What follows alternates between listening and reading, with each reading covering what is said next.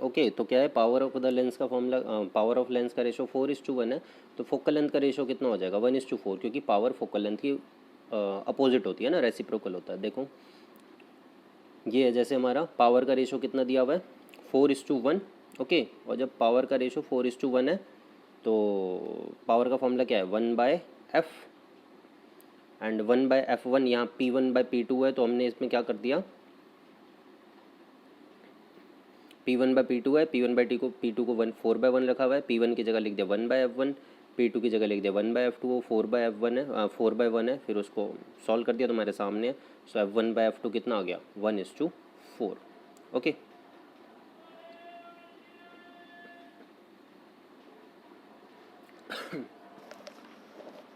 19th का third part है, what is the formula for magnification obtained with the lens.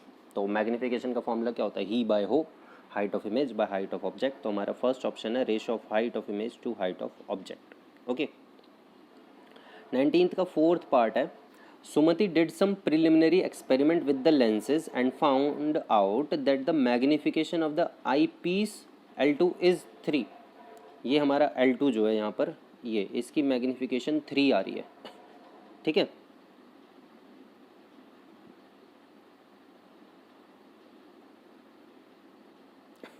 इसकी magnification कितनी है, 3 है। तो हमें आई पीस एंड ऑल से कुछ नहीं लेना देना, एक लेंस है, कॉन्वेक्स लेंस है, जिसकी मैग्निफिकेशन 3 आ रही है। बस ये ध्यान रखना, वो रियल इन इन्वर्टेड में नहीं होगी, वर्चुअल होगी, क्योंकि सीधा दिखेगा जब टेलीस्कोप से देखेंगे आई पीस से। तो ठीक है, तो मैग्निफिकेशन कितनी है, 3 है। If in her experiment L2 with L2 she found an image at 24 centimetre from the lens. Image कहाँ पर है, 24 सेंटीमीटर पे लेंस से। तो कह रहे हैं ऑब्जेक्ट डिस्टेंस बताओ। ठीक है, मैग्निफिकेशन कह रहे हैं 3 है, इमेज डिस्टेंस कह रहे हैं -24 है। ये माइनस हमें पता लगाना पड़ेगा, लेंस के केस में होता है ना, लेंस के केस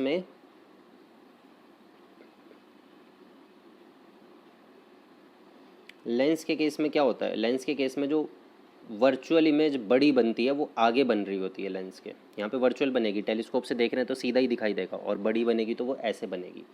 ठीक है, तो मैग्निफिकेशन +3 है, इमेज डिस्टेंस -24 है। सॉल्व करा, मैग्निफिकेशन का फॉर्मूला V/U लगा करके U आ गया -8 सेंटीमीटर। ओके, तो हमारा यहाँ पर कौन सा ऑप्शन हो जाएगा answer, option C. Okay, 19th का फिफ्थ पार्ट है, Sumati bought not so thick lenses for the telescope and polish them. What advantages if any would she have with her choice of the lenses. क्या फ़ायदा होगा उसको, बड़ा lens polish जाए, है ना, नॉट सो थिक, ज़्यादा थिक नहीं है और पॉलिश जाए। तो देखो उसमें क्या, पिछला हमें क्या बता रहे थे, ये हमसे कह रहे थे, ये नीचे, heavy lenses are hard to make and difficult to hold in the place, right place also, since the light is passing through the lens the surface of the lens has to be extremely smooth. तो smooth अगर होगा तो आसानी से light pass होगी। ठीक है, तो यहाँ से मैं कह रहे हैं कि उसने क्या करा है, बहुत ज़्यादा थिक लेंस नहीं लिया है, तो वो हल्का होगा, है ना, एंड पॉलिश देम मतलब लाइट आसानी से पास हो जाएगी। तो इसमें क्या फ़ायदा है उसको, advantages, she will not have any, A option है, she will not have any advantage as even thicker lenses would give clear images ना, thicker lenses would have made the telescope easier to handle, नहीं thicker से तो भारी हो जाता। Not so thick lenses would not make the telescope very heavy and also allow considerable amount of light to pass. यही होगा, not so thick lenses से एक तो हैवी नहीं होगा ज़्यादा हमारा टेलीस्कोप, और लाइट भी ढंग से पास हो जाएगी उससे, क्योंकि उसने पॉलिश करा है। ठीक है, so C option is the answer.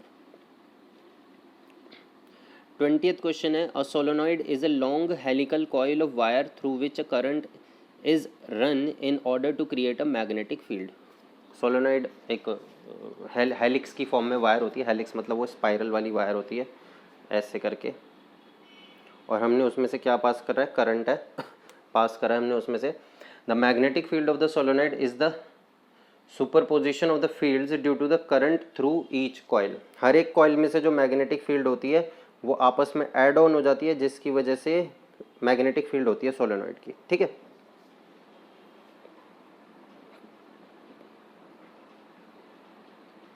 It is nearly uniform inside the solenoid, solenoid के अंदर मैग्नेटिक फील्ड यूनिफॉर्म होती है, and close to zero outside, बाहर लगभग जीरो होती है, and is similar to the field of a bar magnet having a north pole at one end a south pole at the other depending upon the direction of current flow. The magnetic field produced in the solenoid is dependent on a few factors such as the current in the coil, number of turns per unit length, etc.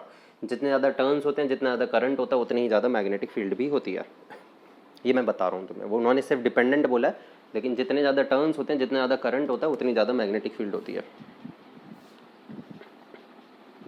The following graph is obtained by a researcher while doing an experiment to see the variation of magnetic field with respect to the current in the solenoid. The unit of magnetic field as given in the graph attached is in milli Tesla. Tesla magnetic field की unit होती है, मिली Tesla में है। हमें graph दिया हुआ है magnetic field का करंट से। 20th का फर्स्ट है, what type of energy conversion is observed in a linear solenoid. Solenoid में एनर्जी कन्वर्जन कैसा होता है, ठीक है, तो इसका ऑप्शन सी आंसर है, इलेक्ट्रिकल टू मैकेनिकल। ठीक है, इलेक्ट्रिकल से मैकेनिकल होता है। सीबीएसई सैंपल पेपर की मार्किंग स्कीम कह रही है कि इलेक्ट्रिकल से मैकेनिकल होता है। बाकी मैग्नेटिक जो होता है इलेक्ट्रिकल से मैग्नेटिक कोई फॉर्म ऑफ एनर्जी तो नहीं है। ठीक है, तो एक ये सी ऑप्शन बचता है हमारे पास। What will happen if a soft iron bar is placed inside the solenoid. अगर हम एक सॉफ्ट आयरन बार को इनसाइड द सोलोनॉइड रख दें तो क्या होगा। इनसाइड द सोलोनॉइड रखने पर वो मैग्नेटाइज हो जाएगा। कब तक, जब तक सोलोनॉइड में करंट है। ठीक है, तो B option will be the answer. 20th का third, the magnetic field lines produce inside the solenoid are similar to that of a bar magnet. ये ऊपर पैराग्राफ में आंसर बोला हुआ है कि बार मैग्नेट जैसा होता है। वो वैसे भी हमें पता है होता है, बार मैग्नेट में भी ऐसी ही होती है मैग्नेटिक फील्ड, नॉर्थ से साउथ, और सोलोनॉइड में भी।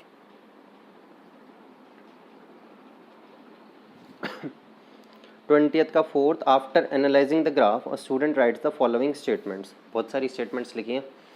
Choose from the following which of the following would be the correct statements. क्या है उसकी statements. The magnetic field produce by the solenoid is inversely proportional to current. ना, देखो क्या है, डायरेक्टली प्रोपोर्शनल है। स्ट्रेट लाइन मिल रही है, स्ट्रेट लाइन का डायरेक्ट प्रोपोर्शनलिटी होती है। तो देख लो कहाँ पे लिखा है, the magnetic field produce by the solenoid is directly proportional to the current. तो option B, only B is the correct answer. ठीक है। 20th का fifth, from the graph deduce which of the following statements is correct. For a current of 0.8 ampere the magnetic field is 13 milli tesla. Graph से देखो, for a current of 0.8 ampere पे, 0.8 ampere पे magnetic field कितनी है। 0.8 ampere पे, 0.8 ampere का current ये रहा, मैग्नेटिक फील्ड 13 पे ही जा रही है ना, देखो 12 और 14 के बीच में आ रही है इधर, 13 टेस्ला। हाँ तो ठीक है, पहला ही ऑप्शन करेक्ट है। For a current of 0.8 ampere the magnetic field is 13 milli tesla, so first is the correct answer. बाकी चेक कर लो, फ़ायदा क्या जब फर्स्ट ही मिल गया।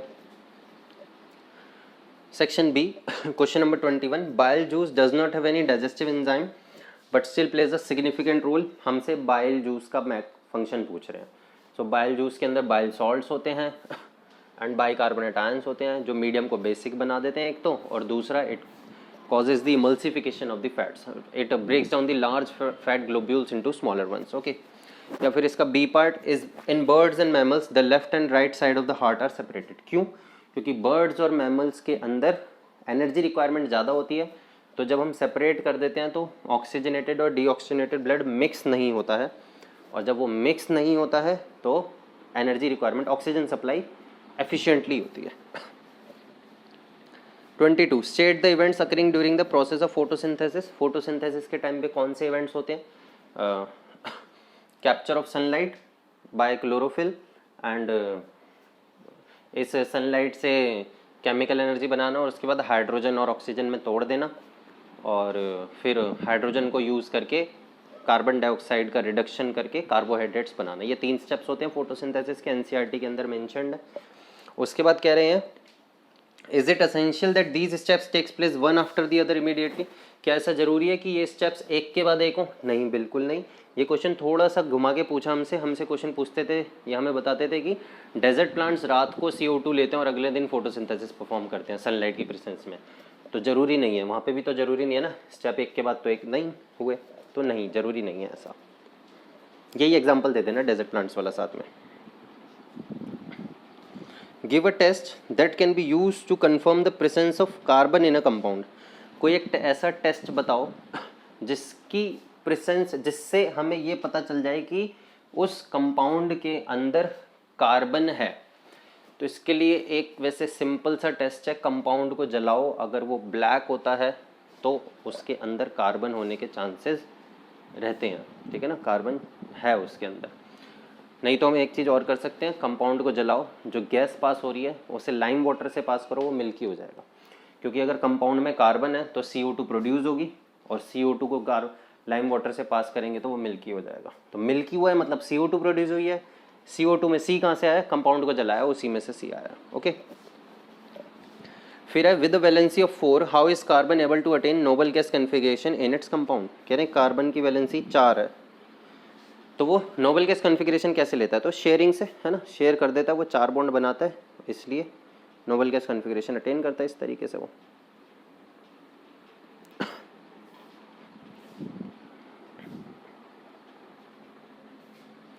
और इसी का 23 का और है, the number of carbon compounds is more than those formed by all other elements put together, justify the statement by giving 2 reasons. तो कार्बन कह रहे हैं इतने ज़्यादा कंपाउंड्स क्यों बनाता है, तो सीधा सीधा डायरेक्ट वाला क्वेश्चन है ये, टेट्रावैलेंसी और कैटिनेशन की वजह से। कार्बन की एक तो 4 वैलेंसी है तो वो एक साथ 4 बॉन्ड्स बना सकता है।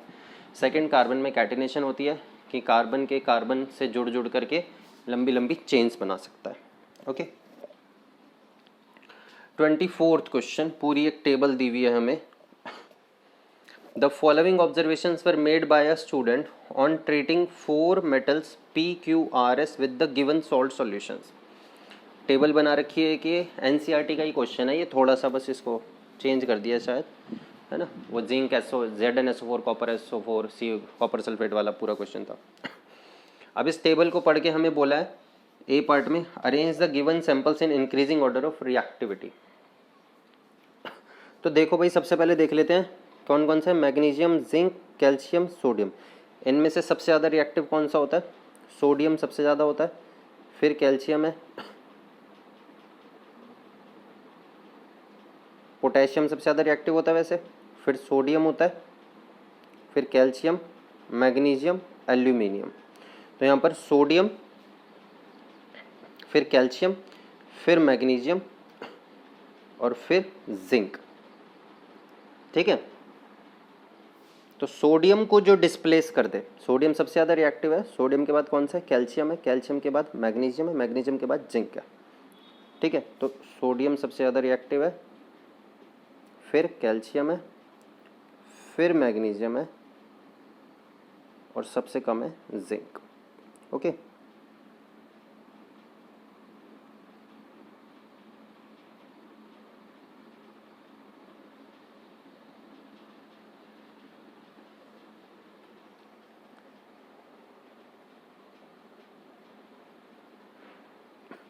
अब हमसे इस टेबल को पहले पढ़ लो। देखो, जिसने सोडियम को डिस्प्लेस कर दिया वो सबसे ज़्यादा रिएक्टिव, ऐसे ही देखेंगे, जिसने सोडियम को कर दिया वो सबसे ज़्यादा, अगर किसी ने नहीं करा तो देखेंगे कैल्शियम को जिसने कर दिया वो सबसे ज़्यादा, इसी तरीके से कि मैग्नीशियम, जिंक। तो ऊपर देखो, किसी ने सोडियम को करा है, पी ने करा है सोडियम को, नहीं करा, ना आर ने करा ना एस ने करा, क्यू ने करा है, तो क्यू सबसे ज़्यादा रिएक्टिव है, ठीक है। ओके, क्यू को देख लिया। अब जो कैल्शियम को कर दे, क्यू तो सभी को कर देगा, देखो जब क्यू ने सोडियम को कर दिया तो कैल्शियम, मैग्नीशियम, जिंक सबको ही करेगा। तो हम क्यू तो छोड़ दो, पी को देखो, कैल्शियम को किसने करा है, कैल्शियम को करा पी ने, तो इसके बाद भाई पी हो गया सबसे ज़्यादा रिएक्टिव। अब आर और एस रह गए। अब जो मैग्नीशियम को कर दे, मैग्नीशियम को किसने करा है, मैग्नीशियम को आर और एस में से, आर और एस में से मैग्नीशियम को तो किसी ने नहीं करा। जिंक देखो, किसने जिंक को कर दिया, आर ने जिंक को कर दिया, एस किसी को नहीं कर पाया, तो अब आर है और सबसे कम एस है। ओके, तो ये इनकी रिएक्टिविटी का ऑर्डर आ गया। ध्यान रखना, क्वेश्चन में बोला है arrange the given samples in increasing order, तो इसका उल्टा लिखना है, सबसे पहले एस, फिर आर, फिर पी एंड देन क्यू, ठीक है। सो ये हमारा ऑर्डर आ गया, इसको टेबल को पढ़ के।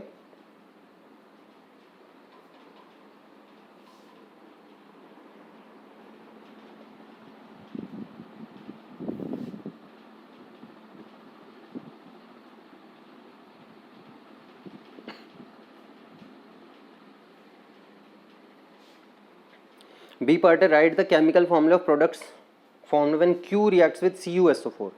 Q CuSO4 से, Q सबसे रिएक्टिव है, CuSO4 से करेगा, तो रिएक्शन लिख दो Q plus CuSO4 gives us QSO4 plus Cu। Okay, ये हमारा रिएक्शन आ जाएगा, डिस्प्लेस कर देगा कॉपर को सीधा सीधा। भाई ये प्रिज्म है, इसमें से वाइट लाइट जा रही है और उसका डिस्पर्जन हो रहा है रेड लाइट वाइट में। A student observe the above phenomenon in the lab as a white light passes through a prism. Among many other colors, he observed the position of red and violet color. Red और violet color की उसने position observe करी है। What is the phenomenon called? Phenomenon को हम बोलते हैं dispersion. What is the reason for the violet line to bend more than red light? कह रहे हैं violet line ज़्यादा क्यों bend करी है red light से? तो violet light की speed जो होती है वो prism में कम होती है, ग्लास प्रिज्म में, इसलिए उसकी बेंडिंग ज़्यादा होती है। या हम इसको ऐसे भी बोल सकते हैं, जिस लाइट की वेवलेंथ ज़्यादा होती है उसको रिफ्रैक्टिव इंडेक्स कम ऑफर होता है। तो रेड लाइट की वेवलेंथ ज़्यादा होती है तो उसे कम रिफ्रैक्टिव इंडेक्स ऑफर करेगा प्रिज्म, इसलिए उसकी बेंडिंग भी कम होगी। जितने ज़्यादा रिफ्रैक्टिव इंडेक्स उतनी ज़्यादा बेंडिंग। तो किसी से भी बता सकते हो, स्पीड से भी बता सकते हो कि वायलेट की वेलोसिटी कम है प्रिज्म के अंदर, इसलिए उसकी बेंडिंग ज़्यादा हो जाती है। इसके बाद 26 क्वेश्चन है, एक डायग्राम हमें बना के दे रखा है। 12 वोल्ट की बैटरी है, 4 ओम का रेसिस्टर और एक दूसरा R2 है। ठीक है, क्वेश्चन में कह रहे हैं student has 2 resistors 2 ohm and 3 ohm, she has to put one of them in place of R2 as shown in the circuit. The current that she needs in the entire circuit is exactly 9 ampere, पूरे में 9 ampere का। और जो R2 है उसकी जगह 2 या 3 ओम का कोई रेसिस्टर लगाना है, तो कौन सा लगाना है हमें ये बताना है। तो हमें 2 या 3 से कुछ नहीं लेना देना, हम सिंपल सा करेंगे भाई, एक 4 ओम का रेसिस्टर है, एक R2 है, पैरेलल में लगे हुए हैं, 12 वोल्ट की बैटरी है और 9 एम्पियर का करंट है। हम इसको सॉल्व करेंगे R2 के लिए।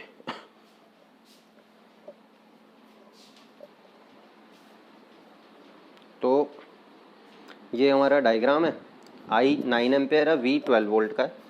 तो V इक्वल टू IR लगा के पहले मैंने R निकाल लिया, 4/3 ओम आ गया, टोटल का रेसिस्टेंस आ गई है क्योंकि मैंने टोटल पोटेंशियल और टोटल करंट लिया।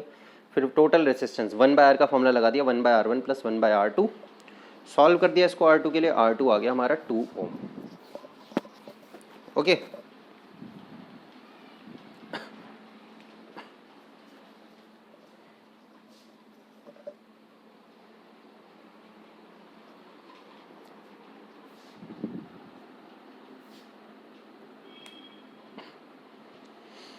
Twenty seventh, after self pollination in pea plants with round yellow seed following types of, ये R2 क्रॉस है, मतलब डाइहाइब्रिड क्रॉस है हमारा पी प्लांट वाला। Analyse the results and describe the mechanism of inheritance which explains these result. पूरा dihybrid cross करके दिखा देना है, ठीक है। F1 वो F2 जनरेशन वाला दिखा देना, ठीक है। रेशो निकाल के दिखाओ एक तो इसका,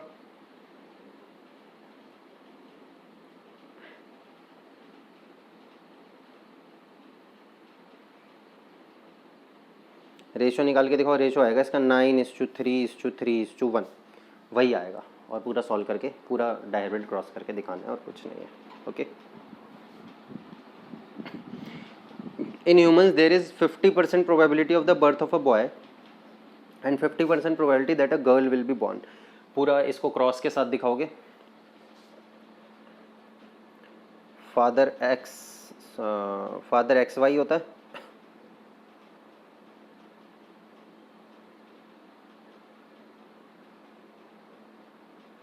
मदर का क्या आएगा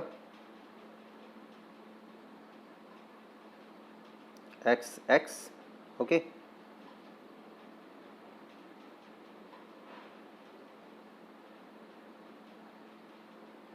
क्रॉस करेंगे, गैमेट्स क्या आएंगे XY फादर से, X मदर से, X मदर का दूसरा गैमेट, एंड देन क्रॉस करा देंगे हम इसका XY XX, तो बन जाएगा XX XY XX XY। तो दिख जाएगा हमें भाई कि 50% बॉय है 50% गर्ल है। सेक्स डिटर्मिनेशन वाला पूरा हम बता देंगे। Okay,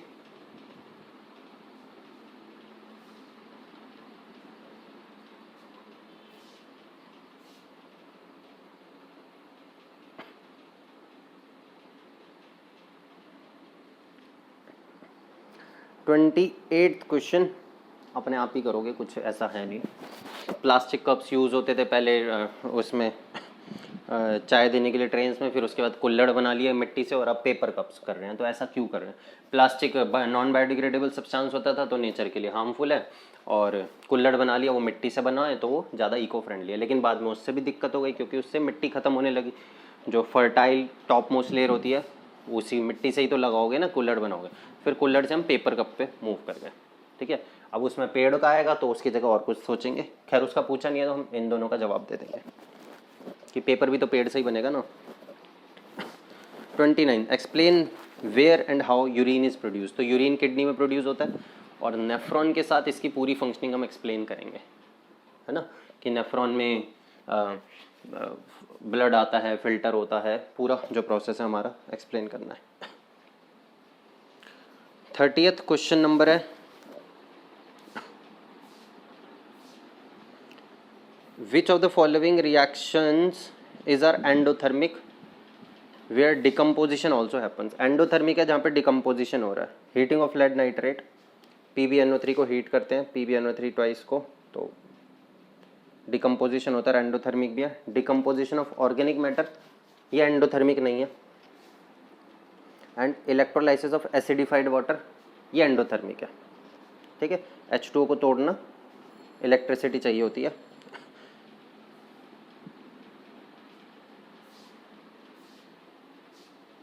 Silver chloride when kept in the open turns grey. Illustrate this with the help of a balanced chemical reaction. Silver chloride sunlight में रख करके ग्रे हो जाना, sunlight Ag plus Cl2, AgCl white होता है और ये ग्रे हो जाता है। ओके, तो यही रिएक्शन लिखना है बस। 31st क्वेश्चन है, The following table shows the position of 5 elements A, B, C, D, E in the modern periodic table. दिख रहा है टेबल में तुम्हें, ये हमारी टेबल दी हुई है।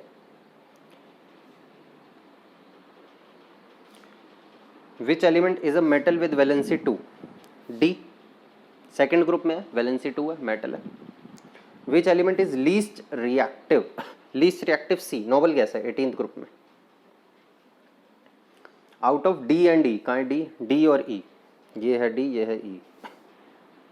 Which element has a smaller atomic radius? E का, क्योंकि पीरियड में यहाँ से यहाँ जाते हैं तो एटॉमिक साइज कम हो जाता है, तो E। ओके, बहुत ही सिंपल क्वेश्चन, 3 नंबर में फ्री में।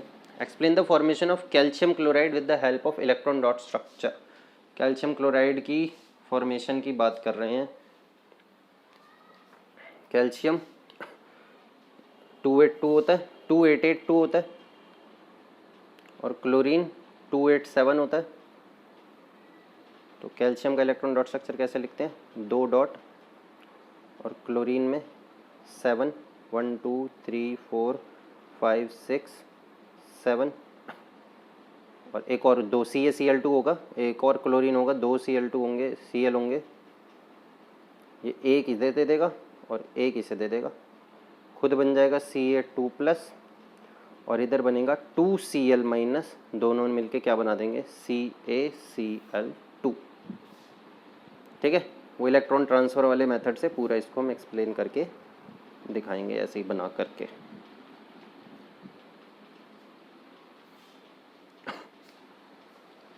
Why do ionic compounds not conduct electricity in solid state but conduct electricity in molten and aqueous state? 32 का B पार्ट है। सीधी सी बात है, क्योंकि सॉलिड स्टेट में फ्री आयंस नहीं होते हैं, एक्वस और मोल्टन स्टेट में फ्री आयंस होते हैं।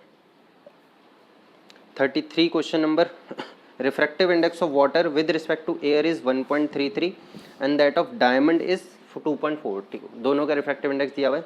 इन which medium does the light move faster, water और डायमंड? लाइट की स्पीड फास्टर वाटर में होगी, जिसका रिफ्रैक्टिव इंडेक्स कम होगा उसमें स्पीड ज़्यादा होगी। What is the refractive index of diamond? कह रहे हैं रिफ्रैक्टिव इंडेक्स ऑफ डायमंड बताओ विद रिस्पेक्ट टू वाटर। तो डायमंड वाला ऊपर रख दो, diamond with respect to air, और नीचे water with respect to air रख दो। तो डायमंड वाला कितना है? 2.42, और ये कितना है? 1.33। सॉल्व कर देना, आंसर आ जाएगा।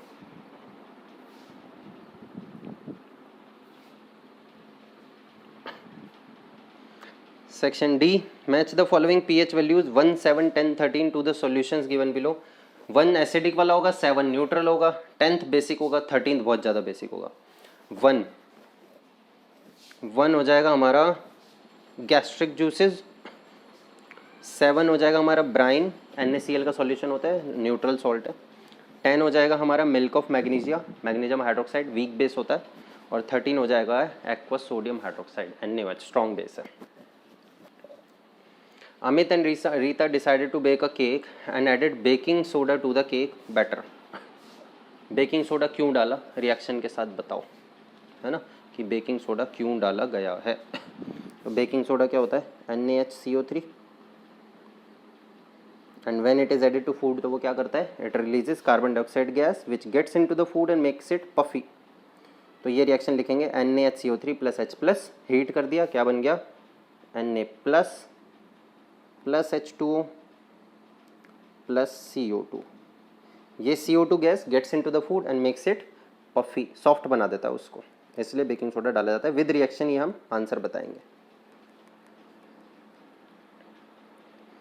और 4 samples A, B, C, D change the colour of pH paper और solution to green, reddish pink, blue and orange. The pH was recorded as 7 to 10.5 and 6 respectively. Which of the samples that has the highest amount of hydrogen ion concentration? Hydrogen ion concentration सबसे ज़्यादा किस में होंगे, जो सबसे ज़्यादा acidic है उसमें हाइड्रोजन आयन कंसंट्रेशन सबसे ज़्यादा होंगे। अब ये लोग तुम लोग देख लो सबसे ज़्यादा एसिडिक कौन सा है, जिसका pH सबसे कम है, 2 है, वही आंसर है। जिसका pH 2 है, कौन है ये, B। Arrange the 4 samples in the decreasing order of their pH। Decreasing order of pH में लगा दो, ये तो pH तो इन्होंने दे ही दिया, डिक्रीजिंग में लगा दो।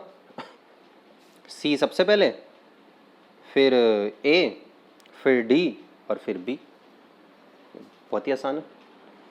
Rahul found that the plaster of Paris which he stored in a container has become very hard. Plaster of Paris hard हो गया, क्यों हो गया, वो मॉइस्चर से रिएक्ट कर गया होगा। Plaster of Paris react with moisture, बोला था मतलब चिल्ला चिल्ला करके कि plaster of Paris has to be kept in a moisture proof container. Rahul माना नहीं, राहुल ने रख दिया ऐसे ही, अब हो गया ख़राब वो।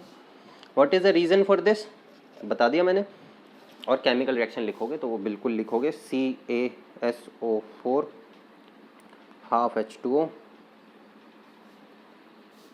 प्लस 3/2 H2O, वो पूरा अपना आप लिख सकते हो रिएक्शन, ठीक है। Gives us CaSO4 2 H2O, hard gypsum बना दिया।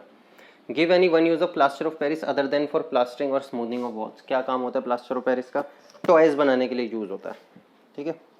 Trace the changes that take place in a flower from gamete formation to fruit formation. Gamete formation के बाद फ्रूट फॉर्मेशन, मतलब पोस्ट फर्टिलाइजेशन इवेंट्स पूछ रहे हैं हमसे ये, वो भी 5 नंबर में, मतलब बहुत अति कर दी।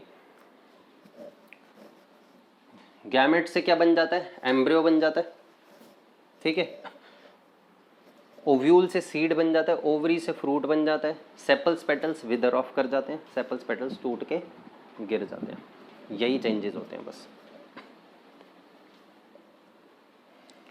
36 क्वेश्चन, 60 वोल्ट की बैटरी पर ये ABCD 4 लैंप लगाए हुए हैं और सबका करंट बताया हुआ इंडिविजुअली का। तो कह रहे हैं what kind of combination are the lamps arranged in parallel है, भाई सीरीज थोड़ी है। Explain with reference to your above answer what are the advantages of this type of parallel combination के एडवांटेजेस पूछ रहे हैं हमसे। तो पैरेलल कॉम्बिनेशन के एडवांटेजेस क्या होती हैं कि बहुत सारी एडवांटेजेस है ना, हर एक अप्लायंस अपने हिसाब से करंट ड्रॉ कर सकता है। यहाँ पे दिख रहा है 3, 4, जिसको जितना करंट चाहिए उसने उतना ड्रॉ कर लिया। एक अप्लायंस बंद हो जाएगा तो बाकी अप्लायंसेस काम करते रहेंगे, ठीक है। Explain with proper calculations which lamp glows the brightest. सबसे ज़्यादा कौन सा लैम्प ग्लो करेगा, जिसकी पावर ज़्यादा होगी वो ज़्यादा ग्लो करेगा। पावर का फॉर्मूला क्या होता है, पावर का फॉर्मूला होता है VI। V यहाँ पर सभी का सेम है, तो जिसका करंट ज़्यादा होगा उसकी पावर ज़्यादा होगी, है ना, ऑब्वियस सी चीज़ है। जिसका करंट ज़्यादा होगा उसकी पावर ज़्यादा होगी। करंट किसका ज़्यादा है,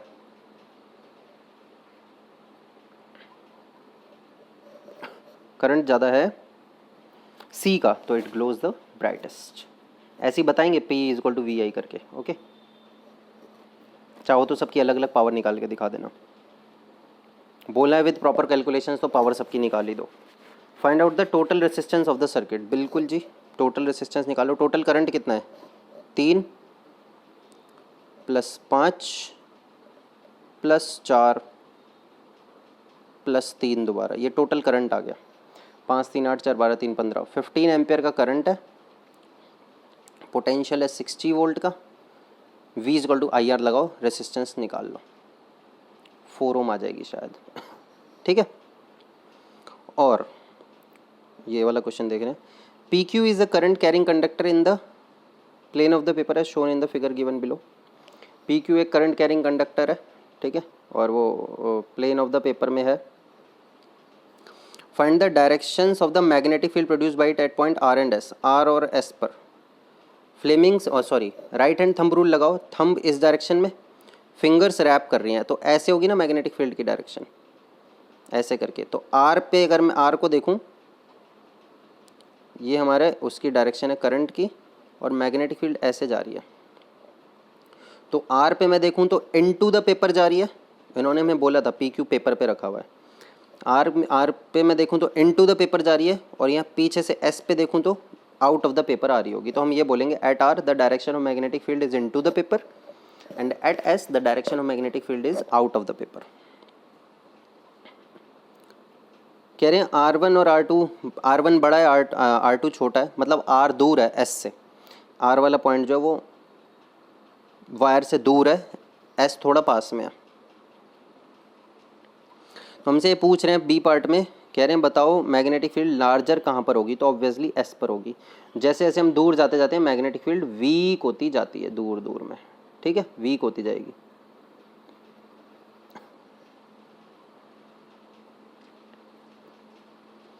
if the polarity of the battery connected to the wire is reversed, अगर कह रहे हैं पोलैरिटी रिवर्स कर दें, how would the direction of magnetic field be changed. तो अगर पोलैरिटी रिवर्स करंट ऐसे कर दोगे तो मैग्नेटिक फील्ड की डायरेक्शन भी चेंज हो जाएगी। R पे अगर पहले इनटू द पेज थी तो अब आउट ऑफ द पेज हो जाएगी। Explain the rule that is used to find the direction of magnetic field for a straight current carrying conductor. Fleming's, sorry not Fleming's, right hand thumb rule, तो यहाँ पे बताएंगे right hand thumb rule. Explain पूरा state करोगे, okay, right hand thumb rule हो गया पूरा।